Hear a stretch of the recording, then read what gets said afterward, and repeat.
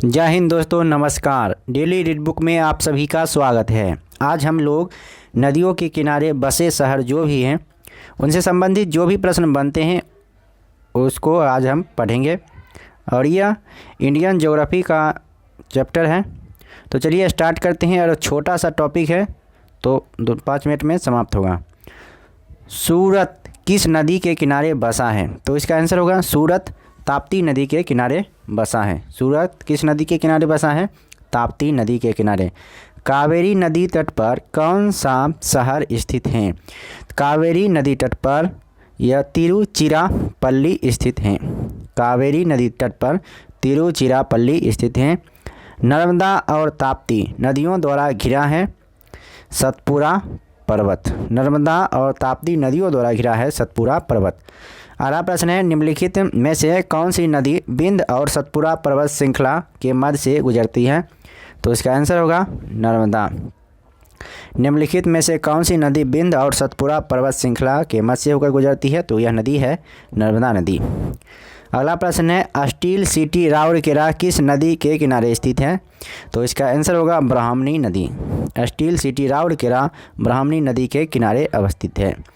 निम्नलिखित में से सरयू नदी के तट पर कौन सा शहर स्थित है? तो सरयू नदी के तट पर अयोध्या स्थित है। अयोध्या किस नदी के तट पर स्थित है? सरयू नदी के तट पर। विजय घाट डैश के किनारे स्थित है?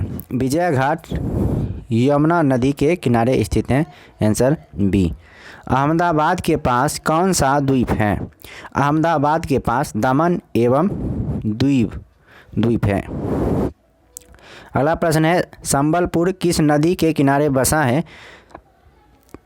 संबलपुर है महानदी के किनारे और संबलपुर कहाँ है? उड़ीसा में।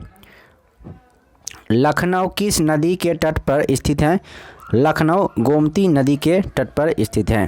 नासिक अवस्थित है तो नासिक गोदावरी नदी के किनारे अवस्थित है। नासिक।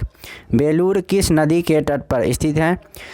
बेलूर है यांगची नदी के तट पर स्थित। बेलूर यांगची नदी के तट पर स्थित है। अगला प्रश्न है, श्रीनगर किस नदी के किनारे स्थित है?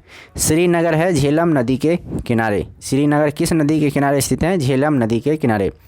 अगला प्रश्न है, पंजाब के निर्माण में सबसे महत्वपूर्ण नदी कौन सी है?